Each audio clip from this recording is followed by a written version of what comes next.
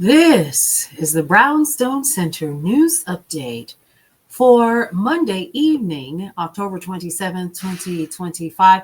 We're going to be going over what is currently happening with Hurricane Melissa and some other things that you need to know about before we go live tonight. So here's what we do know about Hurricane Melissa at this point. Right now, we do know it is the strongest storm this year, and it's actually the strongest one in the world right now.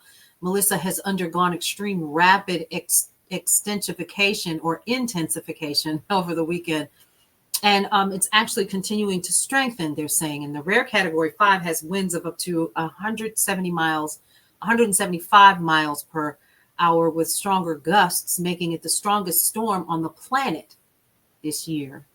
Now, Jamaica's worst hurricane, actually Melissa's outer bands are lashing Jamaica with wind and rain already. We've seen some of the videos of people that are currently on the island and who are still kind of walking around and talking about it on social media. Mandatory evacuation orders have been issued for vulnerable coastal areas in Jamaica right now. And Melissa has already taken the lives of 3 people in Haiti and Jamaica each, and 1 person in the Dominican Republic as it stands.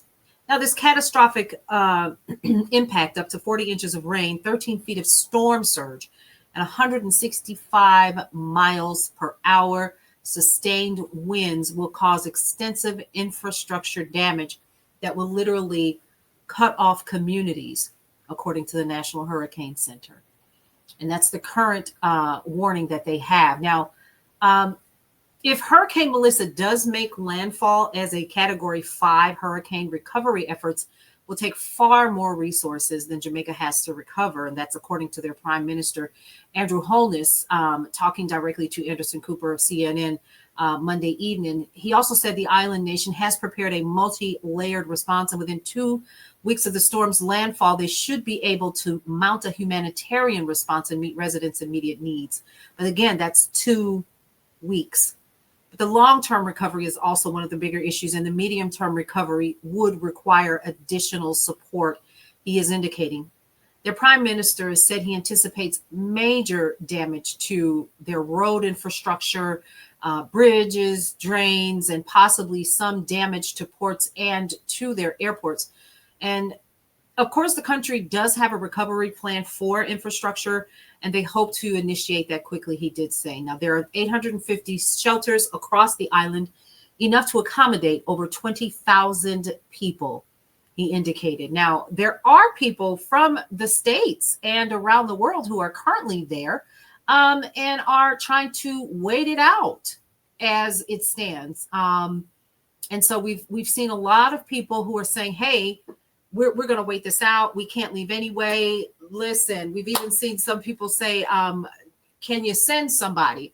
And all of a sudden, some of us were having the devil wears Prada kind of moments because this is clearly a thing. So Hurricane Melissa is slowly turning north right now and is expected to make landfall in western Jamaica early Tuesday morning. After crossing Jamaica, Melissa will make a second landfall in Cuba Tuesday night into early Wednesday morning. And here's what to expect in a few key locations. Okay, so in Kingston, Jamaica, the worst conditions you can expect about 5 o'clock in the morning until 5 p.m.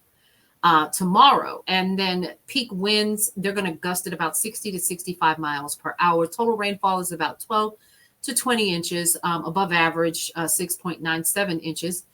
It's going to hit the worst conditions, of course, we're seeing here are going to be in Montego Bay between 8 a.m. and 6 p.m.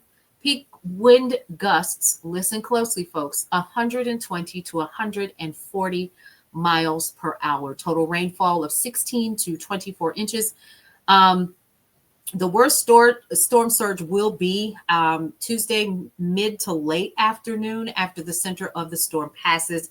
And then once it gets to Santiago de Cuba, that's when you're going to see the worst conditions. Tuesday night, 10 p.m. to Wednesday, 7 a.m. Peak wind gust 100 to 120 miles. Again, this storm right now is moving rather slowly, and that is where you will see some of the biggest impact. What we are seeing and reading and hearing in the news so far is They're being told leave now or shelter in place. U.S. embassies across Caribbean warned citizens of approaching hurricane.